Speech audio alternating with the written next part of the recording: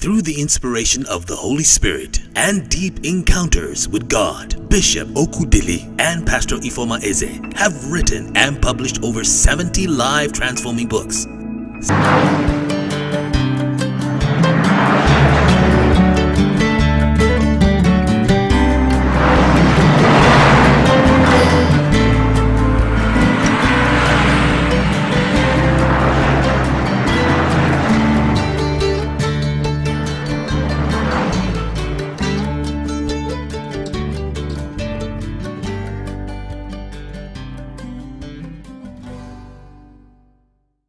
Hello everyone and welcome to Checkpoint once again. And how have you been? I hope you've been good.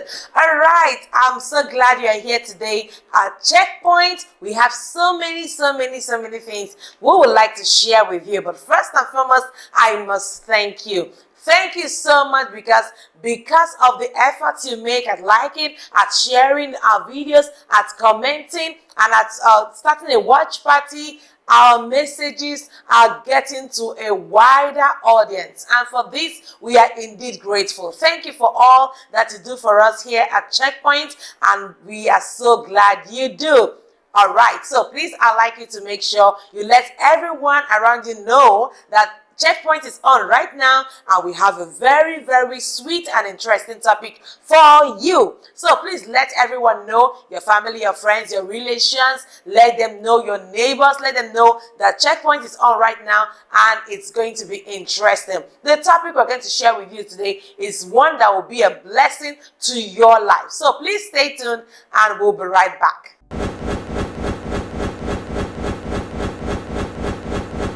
All right, welcome back to Checkpoint. Today on Checkpoint, I have a very interesting topic, and this topic simply says, common mistakes mentees make with their mentors. Common mistakes mentees make with their mentors. Now, let me ask you this question. When you hear the word mentor, what comes to your mind? What's the first thing that comes to your mind when you hear the word mentor? Because one thing about mentors is that mentors are people who, by virtue of their experience, who by virtue of what they already know, can transfer wisdom, can transfer knowledge to you. Many people are tormented here on earth because they do not have mentors. And when you don't have a mentor, you'll be tormented. Not tormented by the things that you don't know, tormented by your ignorance, tormented by mistakes that may haunt you for the rest of your life. So please, if you do not have a mentor in any area, please do so to have a mentor. And as a matter of fact, you can have more than one mentor. You can have a mentor that mentors you financially. You can have a mentor that mentors you health-wise, maybe to be fit. You can have a mentor that mentors you in your career. You can have several mentors. So the question I want to ask you today is, do you have a mentor? Do you have a mentor? Because mentorship is key. Mentorship is very essential if you want to advance beyond where you are. Isaac Newton once said that he was able to see farther because he stood on the shoulders of fathers. So it is key that you know the value of mentorship. Many of us make a lot of mistakes when we are mentees under certain mentors, and we cannot afford to make those mistakes because at that point our mentors get weary of us, they get tired of us, they get tired of imparting the wisdom that they have to us, and that becomes a problem.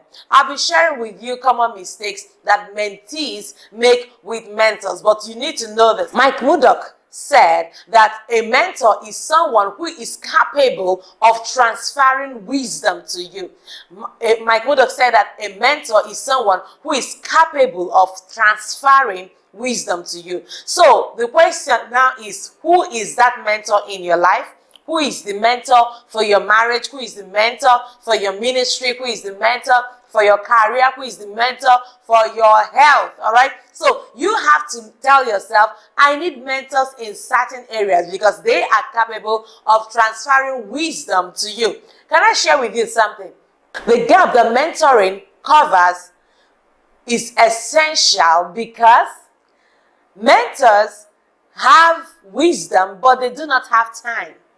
Mentors have wisdom, but they do not have the time anymore because possibly they have made several mistakes. They have done a lot of things that they shouldn't have done in course of life, in course of their journey, in course of their career, and because of that they have learned from their mistakes and they have that wisdom from the mistakes they have made, but they don't have much time to correct it. Now, these mentees have a lot of time, but they do not have wisdom to make the right decisions. And because of that, what happens is that the mentees have time, but they do not have all the wisdom. And that is why they need mentors who have the wisdom, but who may not have the time, so that they can advance better and do better. He simply said, if you know better, you will do better. And we expect everyone to know better. So please, I'd like you to just keep your ear down and keep your eyes wide open. Do not even touch this channel. Make sure you are watching, because you're going to learn a lot of things from this video. Okay? So, mentorship. What is mentorship? Mentorship is the art, the ability, the capability of transferring wisdom from one person to another person. As a matter of fact, mentorship does not have to be a function of age. That means that a younger person who has a wider volume of experience can mentor an older person in that aspect, in that area. So, I don't know what area you need mentorship, but I'm going to be speaking on the general aspect of mentorship, so that you will figure out for yourself what you really need in your life. Because this year is no year to joke around. This year is a brand new year, beautiful year that you have to do all that you can in order to become all that God wants you to be. Can I tell you that great secrets are hidden in men? And by men, I don't mean men as gender. I mean both men and women. Great secrets are hidden in people. And if you must drink from those secrets, you must connect to a mentor. A mentor is essential for your next level in life. A mentor is essential for your next step in that job, in that career, in that ministry, in your marriage. A mentor is essential, because a mentor has seen something that you probably have not seen. A mentor has made mistakes that you probably have not made. And in all honesty, we don't necessarily have to repeat the mistakes that others have made in order to gain our own experience. Somebody said one time, it's a common saying anyway, that experience is the best teacher. But if you ask me, you can learn from the experiences of others. You don't have to have your own experiences to learn from them. Which means that somebody, a mentor, most likely, who has gone through a particular experience, can offer you wisdom from his experience or from her experience. And when you listen to that mentor, then you will not make that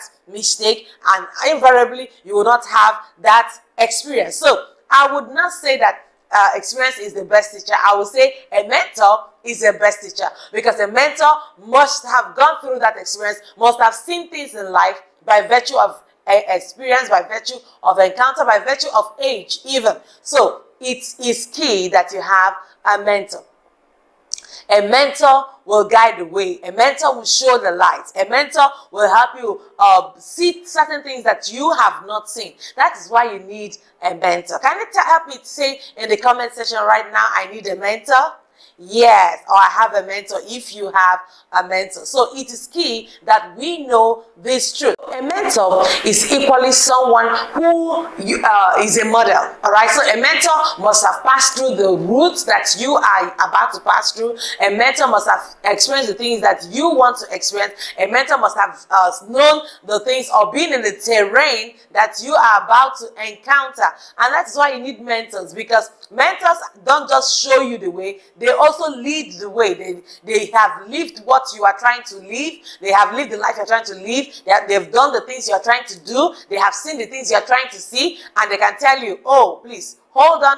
Oh, please, keep moving. Oh, please, don't give up at this junction, because if I went through this, you too can go through this. A mentor is one who is able to see the potentials and the capabilities in you, even when you're not able to see it. A mentor is able to see past your fear, see past your limitation, see past your current status or your current level in life. So you need a mentor. And if you want to enroll in my mentorship program, please let me know in the comment section, or just inbox me, and then I'll be right back to reply you, and then we'll take this journey together. So meanwhile, until that happens, let us look into common mistakes that mentees make with their mentors. Number one mistake that mentees make with their mentors is that they do not properly define the boundaries of their relationship with their mentors. Mentees usually don't define the boundaries of their relationship with their mentor. Let me say something here. Do you know that it is possible for someone to begin to mentor you, and when the person begins to mentor you, because of closeness, you begin to develop what we call familiarity. And when familiarity occurs, what happens is that you begin to take the person for granted, all right? You do not take his word or her word seriously, because after all, we've been in this together. After all, we see each other all the time. So please, it is essential that mentees maintain the boundaries of their relationship. Please, if you have a mentor, let your inner self, let your unconscious self know that this person is a mentor, and there is a relationship that will facilitate that mentorship relationship. It's very important that mentees properly define their relationship with their mentors, because a time comes when the mentee becomes too familiar with the mentor, and when they become too familiar, the relationship that exists between them stops being a mentor versus mentee relationship, and then become friends. And when you become friends, you begin to chat like friends, and then the wisdom, the knowledge, the skill that only a mentor can give a mentee becomes absent, because the relationship has been abused. The purpose of the relationship has been abused, and it is commonly said that if the purpose of a thing is not known, abuse is inevitable. So this is very important. If you're a mentee and you have a mentor somewhere, and you develop clearly the boundaries of your relationship. You cannot come to a point where you begin to trivialize the relationship between you and your mentor. You cannot come to that point where you begin to trivialize the time that your mentor gets to spend with you. So when you begin to trivialize the time that your mentor spends with you, and you trivialize the time, the effort that your mentor is making with you, what happens invariably is that the graces, the abilities, the wisdom, the skill that your mentor wants to impart into you becomes watered down, because the mentor now sees you as a friend and not as a mentee. So it is important that we clearly cut out these boundaries. We clearly make it known. We have seen moments where maybe, especially when it has to do with mentees that are mentors that are from the opposite gender. Okay, so we see a time comes when the mentor and the mentee begin to lose sight of what the actual relationship is all about, and then they begin to develop feelings for each other.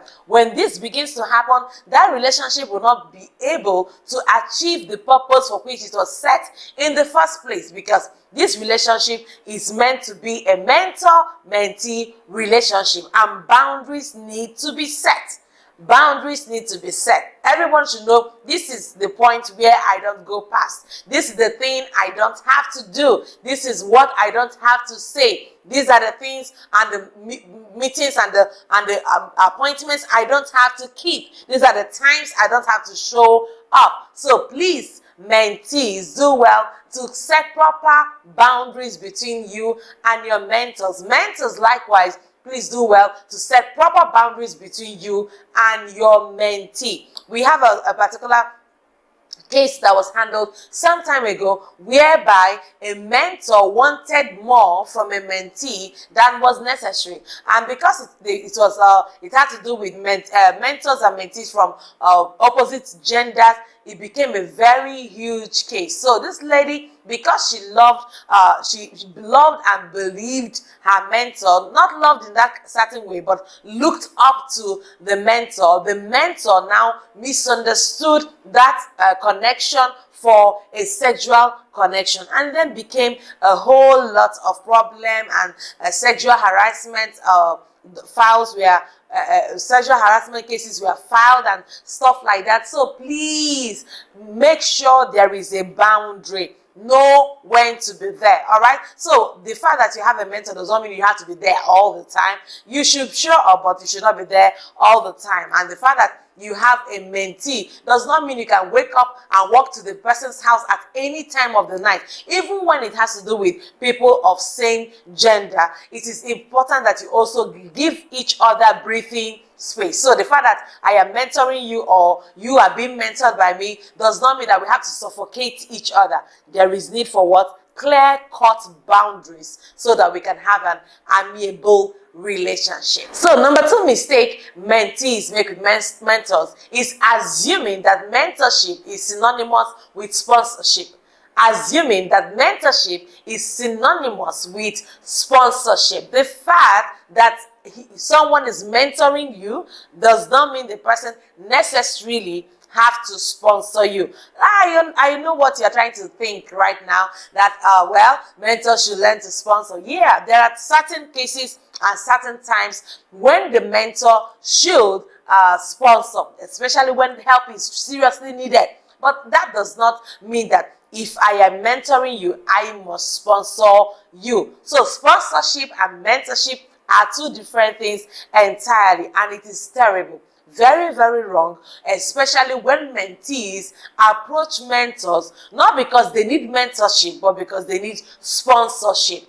Please do not overburden the person who has agreed willingly to offer you wisdom, skills, and knowledge based on what they already know. Okay, so these mentors have possibly made some mistakes in life, and from those mistakes, a product of those mistakes are wisdom, knowledge, skills that they are offering to you, and you don't expect them on top of all that they're giving to you to equally sponsor you. In certain cases where they can, I support them sponsoring you. But when they cannot, please don't make that excessive demand on them, because to find a mentor, someone who believes in you, somebody who believes in your potentials, somebody who knows that you can be better than you are right now, is a blessing. It's a blessing. Not everybody has somebody that can advise them. Believe you me. Not everybody has somebody that can really talk to them. So if you have somebody who talks sense to you, somebody who advises you, somebody who tells you the truth as it is, please do not also put a lot of expectations on the person, because expectations is the mother of disappointment. If we are not expecting too much, you will not be disappointed too much. Many of you who say, oh, he broke my heart, she broke my heart, most of these things were because you expected too much from that mentorship relationship. So please understand that mentorship is not synonymous with sponsorship.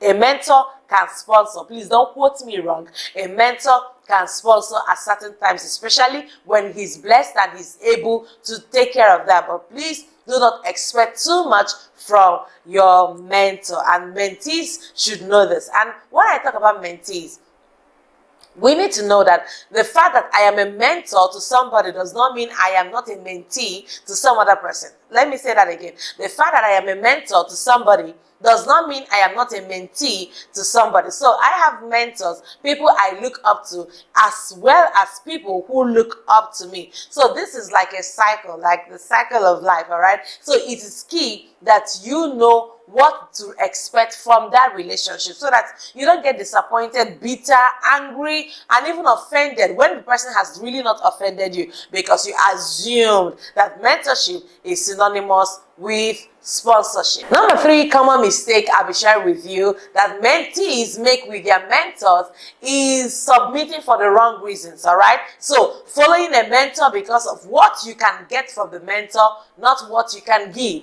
Because of what you can get from the mentor, not what you can give. I know everyone will ask me, why do you find a mentor in the first place? Is it not somebody that you can gain from? Is it not somebody you can take from? But if you go with that parasitic mentality, it will give you a lot of problems. One time president said, to Americans, do not think about what America will give to you, but you think about what you will give to America. So in the same way, it works with mentors. When you get to a mentor, think of the service you can give.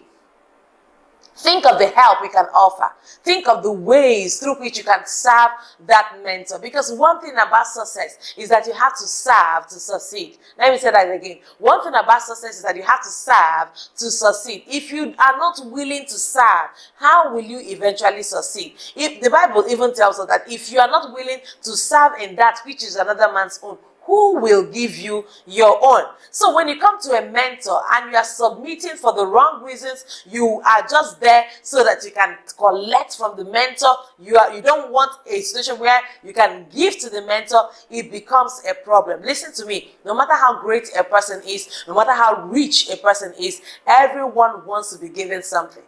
That's the truth. You need to understand. Everyone wants to receive something. So please, as a mentee, when you go to your mentor, look for opportunities to serve. Ask your mentor, is there anything I can help you do?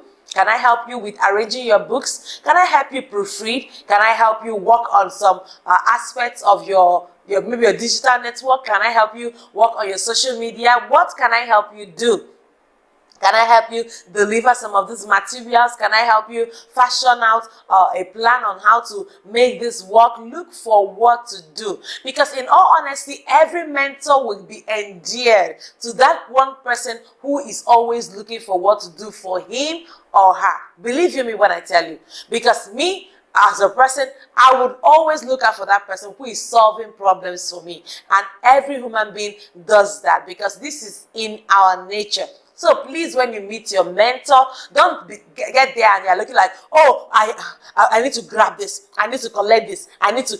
No. If you go with that parasitic mentality, it will limit you a lot in life. So I want to encourage you as a mentee, make sure that you go to your mentor while looking for something to give, something to do for him or her, instead of something to collect. So don't submit for the wrong reasons. A lot of people say, oh, I'm looking for mentors. And when they're looking for mentors, their list, the list they have for mentors are people who have a lot of money, people who have a lot of opportunities or connections and stuff like that. It is not in their connection. It is not in the money they have. Great mentors may not even have all the money. Great mentors may not even have all the connections. But there is something they have that if you add it to what you have, it will change your life forever. It will push you forward from where you are to where you rightfully need to be. So I want to encourage you today, dear mentee, make sure you don't make that mistake. All right? And for mentors, look out for that one who is giving more than the ones that are receiving. I know it is more blessed to give than to receive. Even the Bible says that. And why is this more blessed to give than to receive? Because the one who keeps giving is the one who is taking note of. The one who keeps giving is the one who is appreciated. The one who gives is the one who shows that the person is hungry enough to drink from what you carry. Hungry enough to drink from the wisdom, the knowledge, and the skills that you do have as a mentor. So as I talk to the mentees, I'm also talking to the mentors, whichever category you belong. Like myself, I'm a mentor to somebody, like I said, and I'm also a mentee to someone. So this is very key if you have to succeed in a mentorship or mentoring relationship. Number 4, common mistake that mentees make with their mentors is lack of hunger, lack of thirst for what the mentor carries. Lack of hunger, lack of thirst for what the mentor carries. Do you know there are some mentees who expect the mentors to be chasing them around? I have seen stuff. All right. So the mentees expect the mentors to be chasing them around. You know, I have something to give you. I have something to teach you. Nobody does that. All right. Nobody does that. If you meet a person, a man or woman, and you want that person to mentor you, you as the mentee really have to show hunger. You have to show thirst. You have to show that passion that I really want what you carry. All right.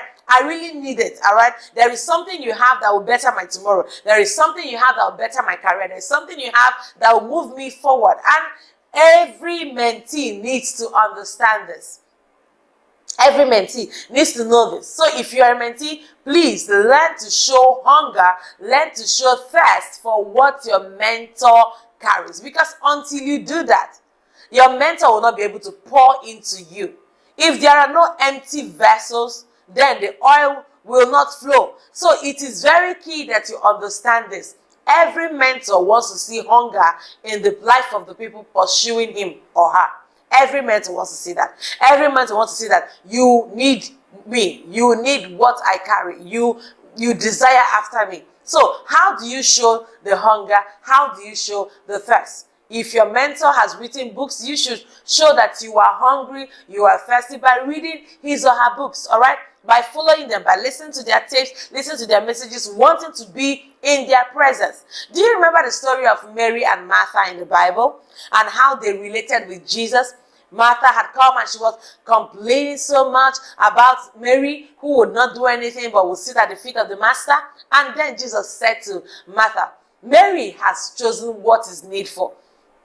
He said, Martha, you are worried about so many things. You are bothered about this and that. But Mary has chosen the better path. She has chosen the one that is needful. Mary has chosen to stay at my feet and listen to me and drink from me. Every mentor wants to see his or her mentees drink from him or her.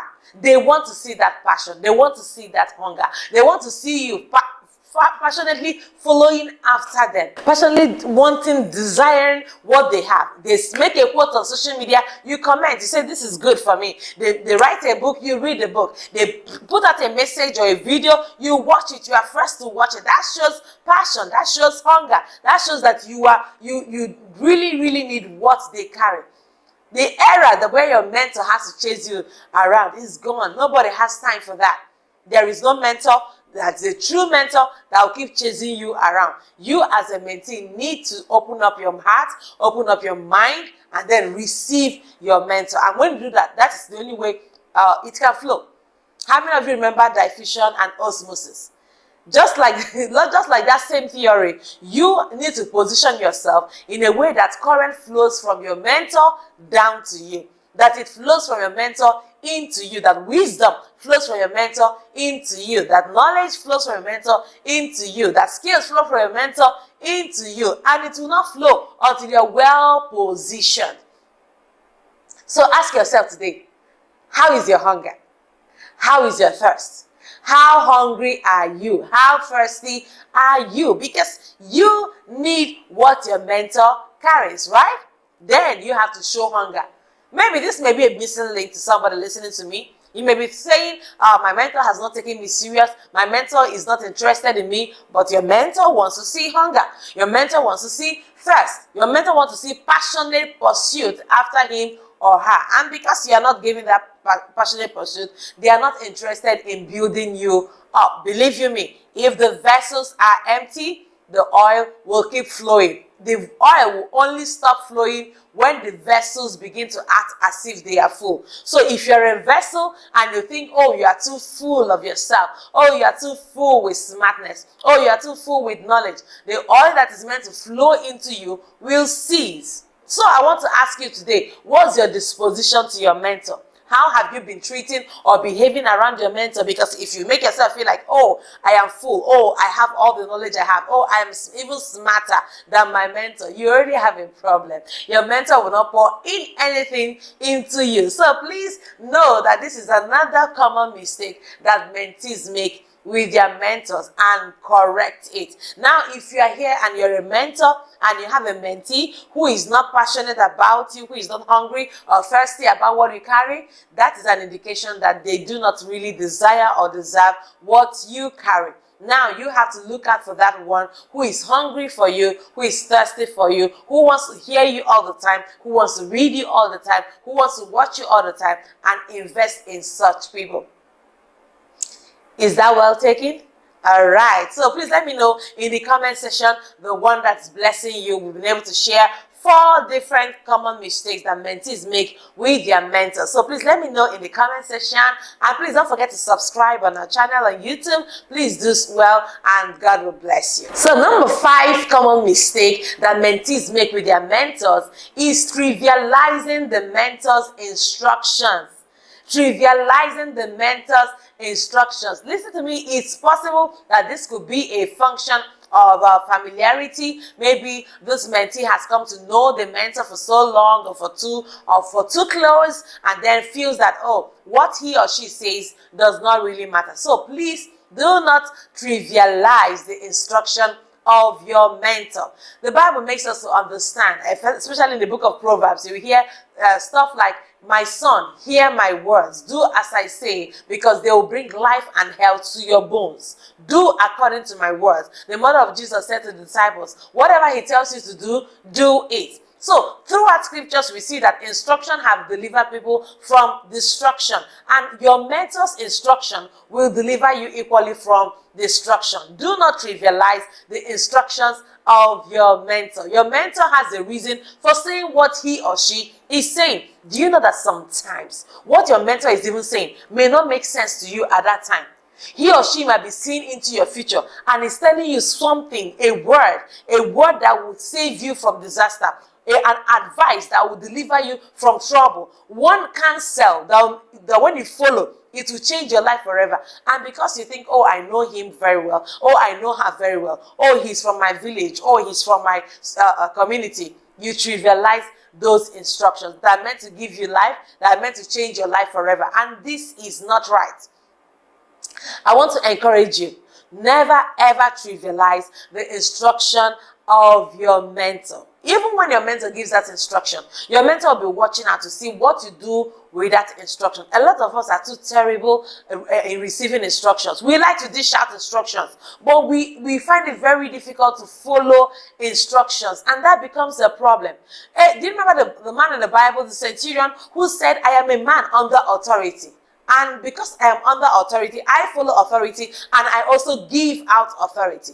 If you want to be in charge, you must be under charge. Let me say that again. If you want to be in charge, you must be under charge. If you want to remain on top and become the topic, you must have people on top of you. That is the way it goes in life. Somebody has to be, if you want to remain in authority, you must be willing to be under authority. So that is how it flows in life. You as a mentee, you are under the instruction of your mentor. Follow his route, follow her route, follow the way he or she has done a thing. I am not saying that that there shouldn't be room for creativity. All right, that's not what I'm saying. I'm not saying that you shouldn't think outside the box. I'm not saying that you shouldn't come to a point where you are able to use creativity, use modernization, especially if your mentor is very old and uses archaic methods that you cannot invent or innovate on your method and style. But what I'm saying is this,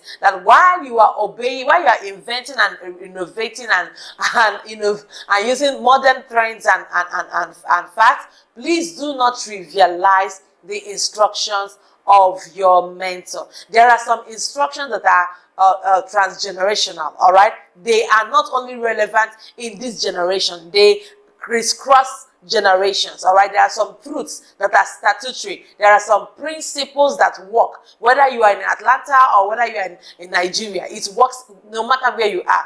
One of those principles is the principle of gravity. When you throw anything up, it must fall down. So whether you are in America, if you throw something up, it falls down. If you're in Europe, you throw something up, it falls down. If you're in Asia, you throw something up, it falls down. If you're in Africa, you throw something up, it falls down, because it's a universal principle. And in the same way, there are some universal truths that your mentor will say. There are some universal instructions that your mentor will give you. And when he gives you or she gives you that instruction, please do well to follow that instruction, because instructions will always deliver you from destruction. Instruction will always deliver you from confusion. Instruction will always deliver unto you direction for your next level of manifestation. So I want to encourage you, if you are watching me right now, please do well to obey and don't trivialize the instruction of your mentor. This is very, very key. Many people, out of familiarity, because they feel frustrated, okay, so they feel, oh, why should I keep doing the same thing since it's no longer working? Sometimes you need to be patient with your mentors. All right, you need to be patient with your mentors. And in the same vein, also be careful to be sure that your mentor has not lost touch with reality, because there are some people who would want to mentor you who in actual fact they have lost touch with reality. So they're talking at that, giving you advice like use the typewriter to type your books, but this is the 21st century, all right? And in this 21st century, we don't care about the typewriters anymore. These days, we type with different tablets, with our phones, with the laptops and stuff, with the palm tops and the rest of that. So, in as much as I want you to obey and not trivialize the instruction of your mentor, please be sure that your mentor has not lost touch with reality. Nobody's talking about physical letter writing where we have SMS, where we have WhatsApp and fast messaging apps everywhere. All right, so a lot of things have moved out of trend, and we should make sure that we are in line with the current trends. Yeah, so number 6, common mistake that mentees make with their mentors is dishonoring an available mentor while seeking an alternative mentor. Let me say that again. Dishonoring an available mentor while seeking an alternative mentor. Let me explain myself in this one. Now, many of us want mentors. There are mentors that are reachable and available, and there are some mentors that we can't reach by maybe by virtue of our position in life, by virtue of our backgrounds, by virtue of our financial status, by virtue of geography, all right? Because geographically, we are not in the same location with those mentors. So what we now do is that we get an available mentor. We get somebody, a man, a woman, who is able to impart wisdom to us. And while this person is imparting this wisdom willingly from their hearts, imparting this wisdom and knowledge and skills to you, you are despising this available mentor, because you want an alternative mentor who you cannot reach. So let me give you an example. Some of you have mentors, and sometimes your mentors could even be your pastors in church. So you look at your pastor, the pastor is struggling, the pastor is having challenges, maybe financial challenges, but this pastor still has wisdom and knowledge and skills that he can impart into your life, and you begin to despise your pastor. You begin to look down on your pastor. You begin to feel, oh, this is my mentor, is not too rich, is not does not have some swag, and you begin to look at towards, you maybe prefer TD Jakes as a mentor. Now, you are here. TD Jakes may not be able to reach you, and TD Jakes has so many millions of people that are really looking up to him, but there is somebody who has looked at you and has chosen to invest his energy, his time, his experience in you. There is somebody who has made up her mind to invest her experience, her time, her energy into you. But what do? You despise this one that is available, and you begin to look on the television and desire someone that you may not reach. All right, so you may be a TD Jakes lover, you may be a Joyce Meyer lover, but there is a man around you, there is a woman around you who have made up their mind to see the better you, who have made up their mind to see potentials in you, who have made up their minds to better you. And what are you doing? You are looking the other way. My mother would always tell me something. She calls it triangular love. And whenever she says it, it makes me think. Let me explain what my mother's concept of triangular love is.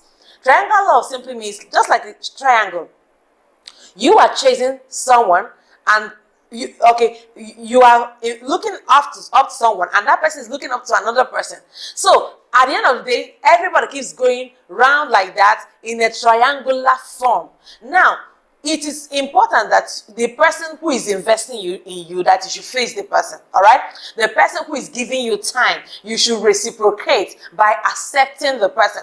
Many of us ignore the person who is giving us attention, ignore the person who is giving us love, ignore the person who is giving us wisdom, ignore that person who is investing time and energy in us, and all our attention is focused on the other person who we cannot reach out to, who is too far from us, who is too unreachable by virtue of their sophistication, by virtue of their wealth, by virtue of geographical distance. So it is very, very important that we don't do this triangular love thing that my mother talks about. All right? So please, please, please, that one who has made up their mind to do everything for you, that one who has made up their mind to believe in you, to see a better you, to help you with your potentials, to make sure that you succeed, to keep hailing you, to carry you up when you fall, that person, that mentor is worth staying with. Many of us want that other flashy one, the one with the swag, the one that everyone sees on television. But believe you me, invest time in this other mentor. Over time, that mentor will eventually get to that point. So please, let's stop this art of dishonoring and despising our available mentors, and then we are seeking and looking after and desiring and pursuing after other alternative mentors. This is very key. And if you have been a mentor and you've noticed this kind of situation, all right, so you've agreed to invest your energy and time in someone, and while you are doing that, the person is celebrating another person, the person is looking out for another person, don't be discouraged.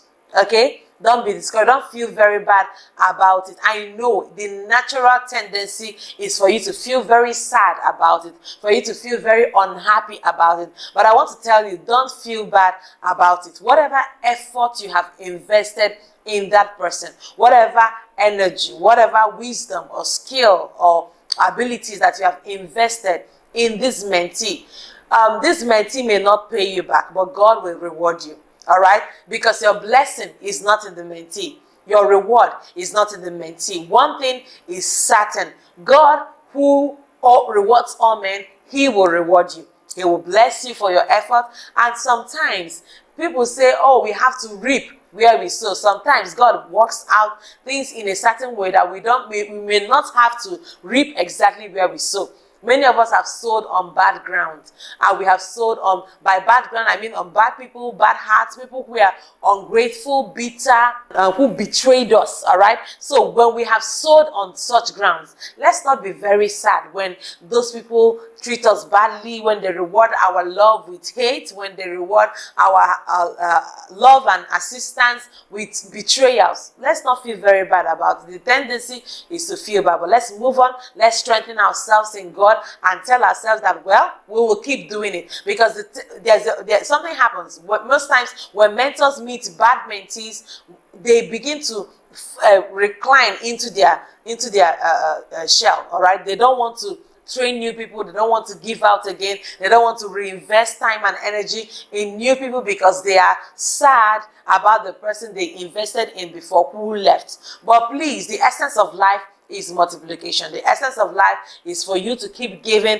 and keep growing. So if you stop giving, you will start dying. And I want to encourage you, dear mentor with a broken heart, dear mentor with a heart that has been messed up by one silly betrayal like that. See, get encouraged, all right? Get motivate yourself again in God and tell yourself, I can do this again, because you may never know. The next mentee might be that one that will wipe away your tears. The next mentee might be that one that will make you proud. So please keep investing in people.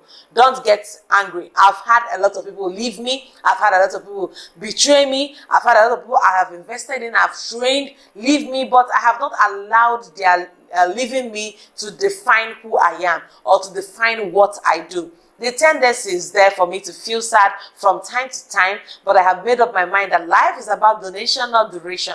And because life is about donation, I will keep giving, irrespective of how they treat it, irrespective of the fact that some of them treat me with levity. I will keep being a blessing to my generation, because the essence of living is being a blessing.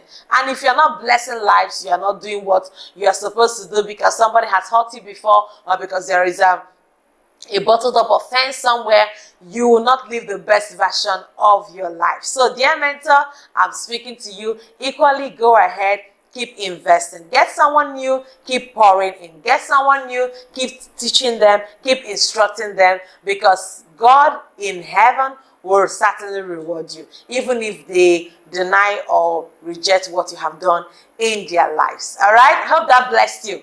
Good. So let me know in the comment section if that number really blessed you. So number 7, common mistake that mentees make with their mentors is rebelling and attacking their mentor. When you thought you have seen it all, it becomes worse.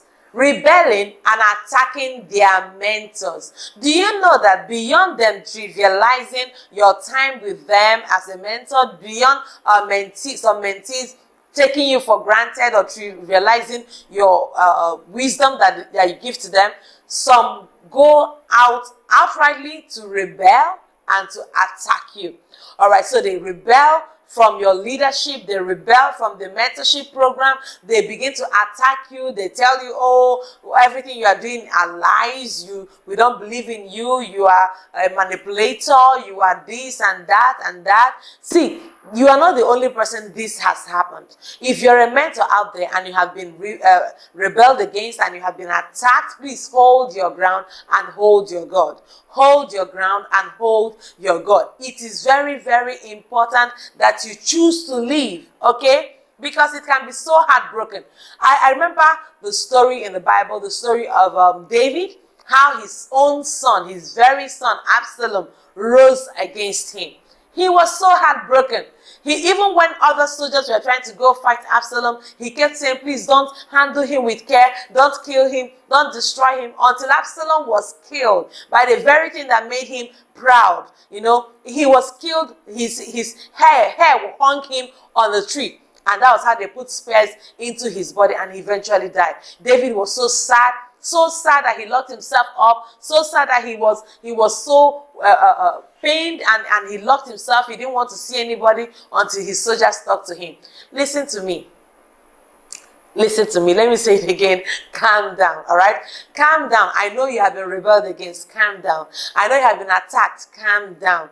There is something about life. The truth will eventually surface. No matter how much lies people have packed on you, how much lies people have said against you, truth will eventually surface. It may take time. That's one thing about truth. Sometimes truth does not run fast. Lies would always run faster than the truth, but eventually truth catches up. Eventually, truth catches up. It may not be as fast as lies. Lies is very fast, like a fast runner. It goes and fast and reaches everywhere. But eventually, truth will catch up. So please, if you have been rebelled against, if you have been attacked, just calm down and tell yourself, this rebellion, this attack does not define your destiny. This rebellion, this attack does not define your mentorship capability. You are capable irrespective of that. It is just that you got entangled with the wrong set of people. So when things like this happen, don't look down on yourself. Don't hate yourself. Don't begin to cast aspersion on yourself and tell yourself, oh, I'm no good, oh, I can't even be a mentor to anybody, oh, I can't even do it. No, it's not about you. You just met the bad egg, all right? So you just met the bad apple. Encourage yourself and keep moving. There is no shade I haven't seen. I have seen rebellion from people I mentored. I have seen attack from people I mentored. But I chose that their rebellion and attack will not define who I am or make me stop in my tracks. There is a journey ahead of me, and that journey I have to complete it. So please, as I speak to you, I speak to myself. There is a journey ahead of us, and no matter what we see in the course of this journey, we cannot give up. We cannot faint. We cannot just retire because people hate us. No, no, no, no. As a matter of fact, if you have no haters, you are not doing anything tangible. If you have no haters, you are not doing anything noteworthy. The fact that people hate you is a proof that you are doing something valuable. The fact that people hate you is a proof that you are shaking out the destiny, that you are leaving indelible marks on the sands of time. So you have to tell yourself, rebellion or no rebellion, attack or no attack, I have to keep fulfilling my utmost destiny. Mentees who are the wrong kind of mentees will not stop me. And if you're a mentee listening to me, please, no matter what happens, no matter how bad things get, do not rebel and do not attack your leader. So on the point of rebelling and attacking their mentor, these mentees need to make sure that they avoid rebelling and attacking their mentors. If you are a mentee, please desist from such behavior. Make sure that you don't do that. All right. I know that your mentors might have done some things to you. They may not have treated you well. It's possible that there are some faults or flaws that they have showed in your life that is affecting you, but you cannot allow that to be the reason why you begin to rebel and attack them. Let me explain this to you. Every human being has faults, all right? We are all imperfect beings serving a perfect God. So we cannot afford to begin to become judgmental. It's possible that your mentor is really good in imparting the wisdom and the skills and the knowledge required, but your mentor might have some faults or some weaknesses, and when this happens, don't despise your mentor, okay? Don't look down on him or her, because everyone actually has their own weaknesses. We all have our own flaws. We all have the areas where we are not very, very good at. And some people will just say, oh, I cannot take this, and then they begin to rebel and attack their mentor. This is not right. Jesus himself, when he was working with his disciples, he discovered that there's a difference between weakness and wickedness. Let me say that again. Even Jesus, in the midst of his team members, in the midst of his disciples, discovered that there's a difference between weakness and wickedness. Now, Peter was weak. Peter was the one that, in the midst of pressure, he could deny his master. In the midst of uncertainty, in the midst of pressure and challenges, he could deny his master and say, no, I don't know my master, because he was scared, because he was afraid. But Judas was the wicked one. He could sell off his master because he needed money. There's a difference between weakness and wickedness. So please, as a mentee, when you work with your mentor, please look out for the difference between weakness and wickedness. What your mentor may have done to you may be out of just weakness, not wickedness. Let me give an example. Maybe you have a mentor that is hot-tempered. And the mentor, because of one mistake you made, because of one little mistake, let me use your word, because of one little mistake you made, your mentor started telling you bad words. Oh, you are useless. Oh, you shouldn't do that. Oh, why did I even accept to be your mentor? In the midst of all of that, please sit back and ask yourself, is this out of wickedness or is this out of weakness? It is possible that my mentor has anger issues. It is possible that my mentor has impatience, and because of that, he or she is doing this to me for now and will eventually come back to their right mind. So please discover the difference between weakness and wickedness in your mentor, and because of that, do not rebel. Even if they are weak, or whether they are weak or whether they are wicked, please do not rebel or attack them, because invariably whatever seed you sow is the seed, is the harvest you're going to reap. And believe you me, the harvest is always larger than the seed sown. So please don't sow the seed of rebellion, and don't sow the seed of attacking your mentor, because if you do that, tomorrow you will also be a mentor to somebody, and because you have sown the seed of rebellion, the seed of attacking your mentor, some other person who is a mentee to you will equally pay back that harvest to you. And you may not like the harvest, but remember that you're the one who first sowed that seed. So please, I want to encourage you, do what is right, and God will bless you. So number 8 mistakes that mentees make with their mentors is lack of humility and unwillingness to do menial tasks. Lack of humility and unwillingness to do menial tasks. I have seen people who said, oh, I came here to be mentored by you, not to serve you. And then you begin to ask yourself, what is the difference? In the Bible made us understand that on the day when they needed a prophet desperately, Jehoshaphat asked a question and said, is there not a prophet that we can inquire of by the Lord? Is there not a prophet that can tell us the mind of God concerning where we are and what is happening to us? And people said, no, we know somebody who is a prophet. We know him because he was pouring water on the hands of Elijah. Now listen to me. They did not know him because he was prophesying. That's even the amazing part. They did not know him because he had prophesied and his prophecy worked. They did not know him because he was a prophet numero uno prophet in the city. No, they knew him because he was pouring water on the hands of Elijah. And they believed that because he was pouring water, because he was in that level of close proximity, he would have the prophetic anointing. And they called upon Elisha, and Elisha did not disappoint. Sometimes when you serve mentors, you would see them wanting to find out how humble you are. Whether you are humble enough to receive what they carry. Whether you are humble enough to learn from them. And sometimes they might even give you menial tasks to do. So when you begin to feel, oh, I'm too sophisticated to do that menial task. Me, wash that. No, I cannot wash that. Me, clean that. No, I cannot clean that. Me, do that. Then you are not ready. You are not ready to be trained. You are not ready. There was a particular rich man who wanted to teach his son how to become successful. And what did he do? He asked his son every day to come mop his office. And the son said, no, I'm supposed to be the next CEO after you, Dad. I shouldn't come here to be mopping the office. The mopping of the office is meant for the servants, is meant for the cleaners in this office. I shouldn't be mopping the office. The father said, you want to inherit this business from me? You want to be the next CEO? You must always mop this office. And the son, after a lot of argument now, unwillingly decided to do what his father had asked him to do. So he would come every day, he would mop the office. The father would come and say, oh no, this place is not well mopped, remop this section. Oh, this place is not well mopped, remop it. The father kept doing that until he discovered that little by little, the son would come to mop the office, and as he mopped the office, he was singing doing it. He was smiling doing it. And when the father noticed that he had become accustomed to mopping the office, he would come to the office and say, good morning, Dad. How are you, Dad? And he would mop the office, and he would mop it from the bottom of his heart. He said, until you are willing to clean this kind of mess, you will not be able to clean the kind of mess involved in my business. And that was the lesson that the father had to teach his own son.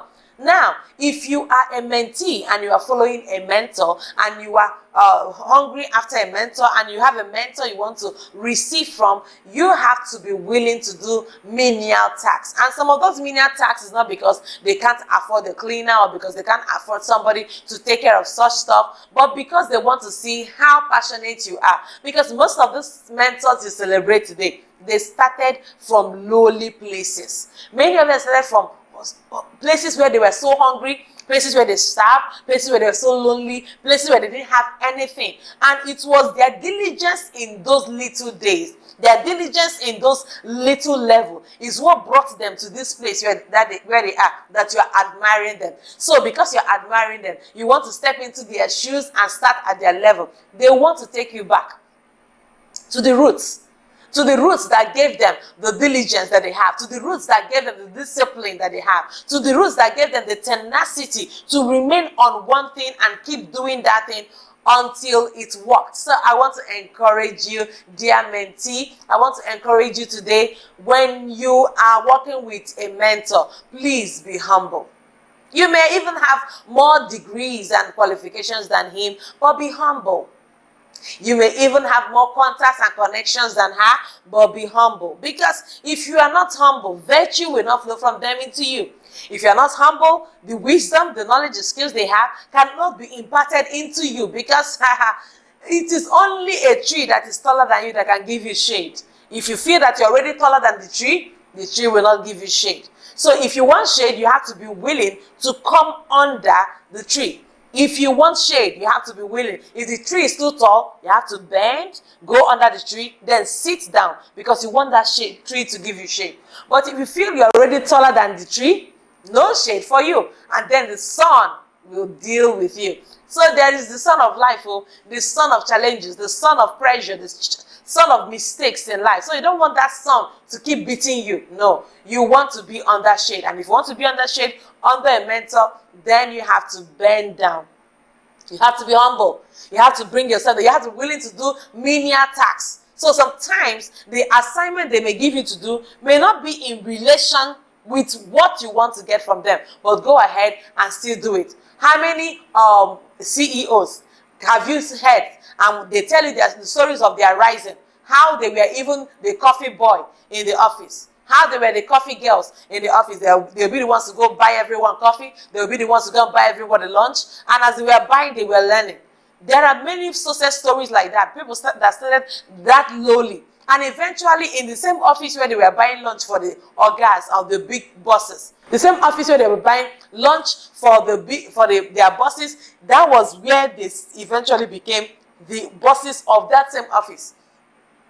So you want to go up, start down. You want to go up, do what? Start down. You want to become big, start small. That is the way to go. So you have to be humble. You have to be willing to do many attacks if you want to receive from your mentor. You can't be taller than the mentor that gives to you. So I'm not saying that there is no room for you to grow or that you cannot grow beyond your mentor. You can grow beyond your mentor, but don't show it. Don't have that attitude like I am better than you. If you have that attitude, there is no way that mentor can invest his knowledge, his energy, his time in you. So that is very, very key. Now let's talk about number 9. Number 9 common mistakes mentees make with their mentors. Number 9 common mistakes mentees make with their mentors. You want to know that, right? All right, let me tell you. Number 9. So number 9 common mistake that mentees make with their mentors is despising their mentors in moments of lack, moments of sickness, and moments of momentary setback. So there are times when your mentor may be having a hard time. All right, so your mentor's business might be going down. Your mentor's company might be dropping. The sales might be dropping. Your mentor may be sick in the body, or your mentor may be having financial scarcity. Maybe there's no funds, or things are very bad for them financially. And because you know their challenge, because you are aware, you are close, right? Because you're close and you are aware that your mentor is sick, or your mentor is probably getting poor, or your mentor has momentary setback. At that moment, you use the information you have against your mentor to begin to relate with him. So you begin to despise him, you begin to look down on him. You tell him something like, boss, you used to be rich before, and I used to respect you accordingly, but now that you are not as rich as you used to be before, anything I call you, you accept. No, you cannot do that. All right? You cannot do that, because irrespective of the momentary setback that your mentor is having, or what in the momentary setback that he is going through, one thing is sure: he may bounce back again. She may bounce back again. So momentary setbacks sometimes can be just setups for a step up. So it might be a setback, but it's just a setback that is working out as a setup for a step up. So he or she may eventually step up, and when they do step up, how you treated them in the season of momentary setback will determine how they relate with you. So don't conclude on anyone who God has not concluded on. So you may be a mentee, and because you know them very well, because they ask you, okay, please, can I have 1,000 naira to be able to fix something? Can I have a 500 naira? You say, this is my boss. He has failed though. This is my boss. She has failed though. She's very poor now. Do you imagine she's even asking me for 1,000 naira?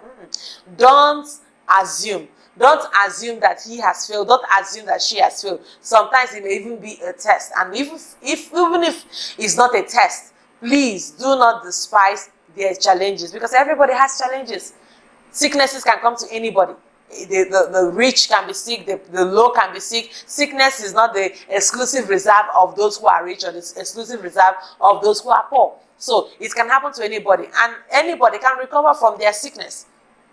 So when your mentor is sick, do not despise them. Don't say, oh, this smelly man, this smelly woman. Oh no, don't do that. Don't do that, because there is still something that they would have that you would need. There is still a crossroad that you may have to meet in life, and then you have to refer back to them. In their sickness, they will give you one counsel that will cancel all your situation. One counsel that will cancel every frustration in your life. So I want to encourage you, do not despise your mentor when they are having lack, when they are having sickness of any kind, or even when they are experiencing momentary setbacks, because they can bounce back from it. And even if they don't bounce back from it, the fact that they're going through that difficult time does not erase the knowledge that they have. It does not erase the wisdom that they have to give to you. And finally, somebody say finally.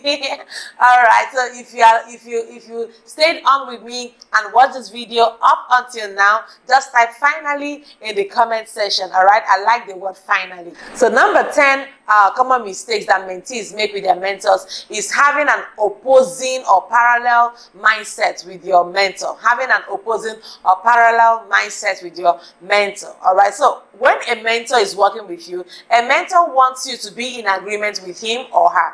The Bible says, can two work together except they be agreed? And now there is need for agreement for both of you to work together. But what if your mentor is saying A and you are busy saying B? Your mentor is saying white and you are busy saying black. Your mentor is saying up and you're always saying down. There is no agreement. All right. When you have a mindset that is that parallel, that cannot come together, that cannot join together, it becomes a problem, because your mentor wants to impart into you his understanding of life, his concept about certain things in life.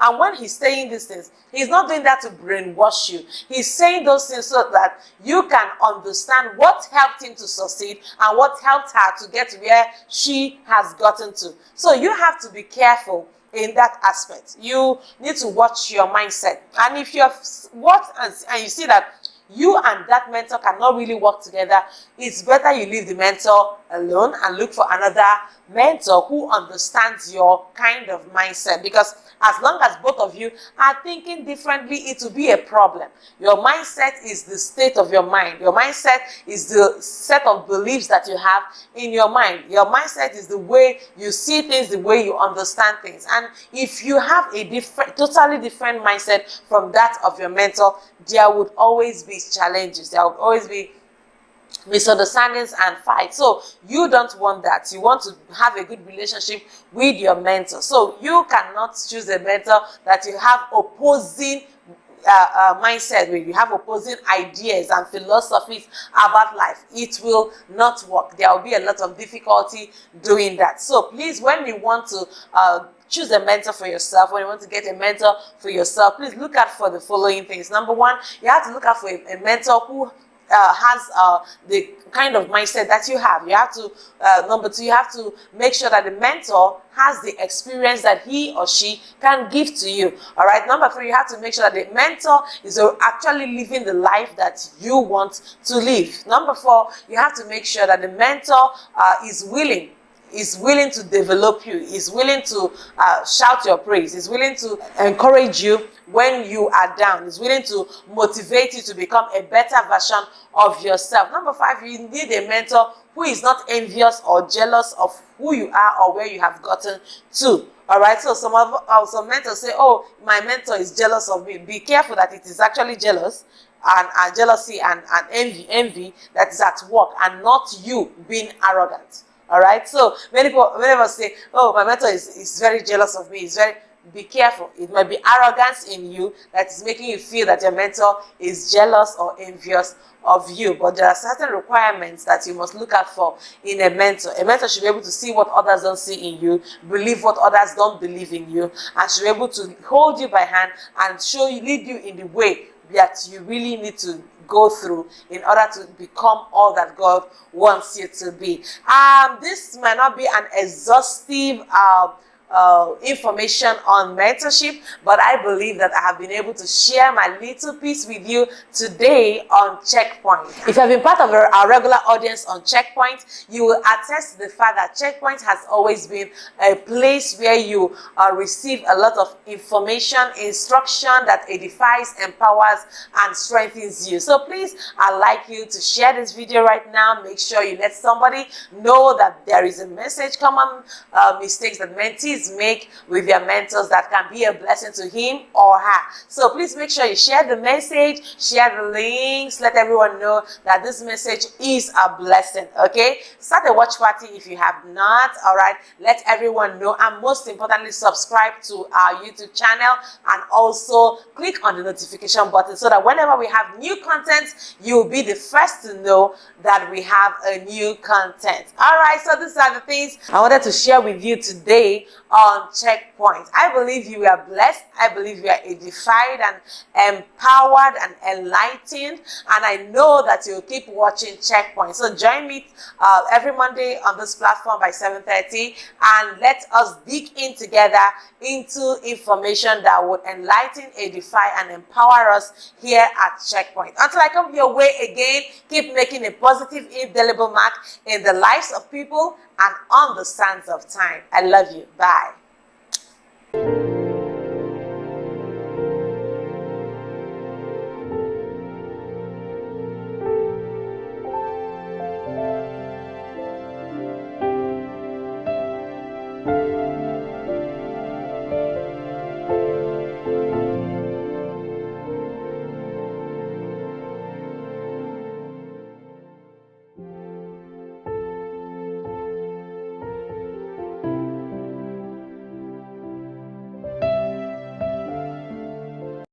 Through the inspiration of the Holy Spirit and deep encounters with God, Bishop Okudili and Pastor Ifeoma Eze have written and published over 70 live transforming books. Success